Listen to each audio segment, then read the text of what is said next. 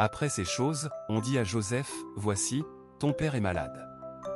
Et il prit avec lui ses deux fils, Manassé et Éphraïm. On avertit Jacob, et on lui dit, voici ton fils Joseph qui vient vers toi. Et Israël rassembla ses forces, et s'assit sur son lit. Jacob dit à Joseph, le Dieu Tout-Puissant m'est apparu à Luz, au pays de Canaan, et il m'a béni. Il m'a dit, je te rendrai fécond et je te multiplierai, et je ferai de toi une multitude de peuples, je donnerai ce pays à ta postérité après toi, pour qu'elle le possède à toujours.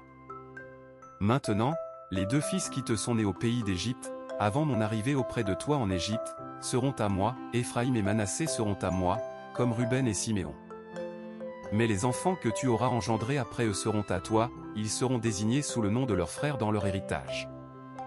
Quand je revenais de Padan, Rachel mourut en route auprès de moi, au pays de Canaan, à quelque distance d'Éphrata, et je l'ai enterrée là, sur le chemin d'Éphrata, qui est Bethléem. Israël regarda les fils de Joseph, et dit, qui sont ceux-ci? Joseph répondit à son père, ce sont mes fils, que Dieu m'a donnés ici. Et Jacob dit, fais-les approcher de moi, je te prie, pour que je les bénisse. Les yeux d'Israël étaient appesantis par la vieillesse, il ne pouvait plus voir. Joseph les fit approcher de lui, et Jacob les embrassa et les serra dans ses bras. Israël dit à Joseph, je ne pensais pas revoir ton visage, et voici que Dieu me fait voir même ta postérité. Joseph les retira d'entre les genoux de son père, et se prosterna en terre devant lui. Puis Joseph les prit tous deux, Éphraïm à sa droite, à la gauche d'Israël, et Manassé à sa gauche, à la droite d'Israël, et il les fit approcher de lui. Israël étendit sa main droite et la posa sur la tête d'Éphraïm qui était le plus jeune, et il posa sa main gauche sur la tête de Manassé, ce fut avec intention qu'il posa ses mains de la sorte, car Manassé était le premier-né. Il bénit Joseph, et dit, que le Dieu devant qui ont marché mes pères, Abraham et Isaac, que le Dieu qui m'a conduit depuis que j'existe jusqu'à ce jour. Que l'ange qui m'a délivré de tout mal, bénisse ses enfants.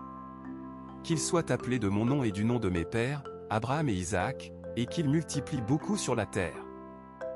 Joseph vit avec déplaisir que son père posait sa main droite sur la tête d'Éphraïm, il saisit la main de son père, pour la détourner de dessus la tête d'Éphraïm et la diriger sur celle de Manassé. Joseph dit à son père, pas ainsi, mon père, car celui-ci est le premier-né, pose ta main droite sur sa tête. Son père refusa, et dit, je le sais, mon fils, je le sais, lui aussi deviendra un peuple, lui aussi sera grand, mais son jeune frère sera plus grand que lui, et sa postérité deviendra une multitude de nations. Il les bénit ce jour-là, et dit, c'est par toi qu'Israël bénira, en disant, que Dieu te rende semblable à Éphraïm et à Manassé. Et il mit Éphraïm avant Manassé. Israël dit à Joseph, voici, je vais mourir. Mais Dieu sera avec vous, et il vous fera retourner dans le pays de vos pères. Et moi, je te donne une part de plus qu'à tes frères, celle que j'ai prise de la main des Amoréens avec mon épée et avec mon arc.